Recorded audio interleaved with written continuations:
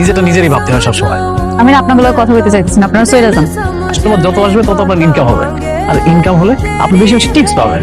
আপনাকে টিপস আমার দরকার নেই, শুধুমাত্র আপনারা আমার পেটের সন্তানটারে মারছেন আর সংসারটা আপনারা ধ্বংস করে ফেলাইছেন। তো দ্বিতীয় বিয়ে করে আরেক জায়গায় চলে গেল, এই বাচ্চাটা নিয়ে এখন কি করতে কো? বাচ্চা কাচ্চা নাই, এটা বিয়ে করতে পারবা? আপনার জন্য একটু পাত্র খুঁজবো নাকি? আপনাকে সুন্দর করে কইতেছি এখান থেকে চলে যান। ভালো থাকবেন, আসসালামু আলাইকুম। চলো বাবাজি। আর এমন একটা ভাব করে গেল জানা হারা কিচ্ছু জানা না। আমার শান্তিতে থাকতে দিব না। Good afternoon madam. বসুন বসুন, কি খাবেন কোন? ম্যাডাম, উনি কেন আমার কাছে ছাতা ধরবো? আপনি হচ্ছে আমাদের ম্যাডাম, এই জন্য আপনার উপর ছাত্র ধরা হয়েছে। আপনার বাবা মারা যাওয়ার সময় 50,000 কোটি টাকার সম্পত্তি আপনার নামে উইল করে গেছেন, সেই সম্পত্তির একমাত্র ওয়ারিশ। আপনার নিশ্চয়ই কোথাও ভুল হয়েছে, আমার আব্বা আম্মা মারা যায় না। তারা আপনার পালিত বাবা মা, আপনি বিশ্বাস না করেন তাকে তো জিজ্ঞেস করেন।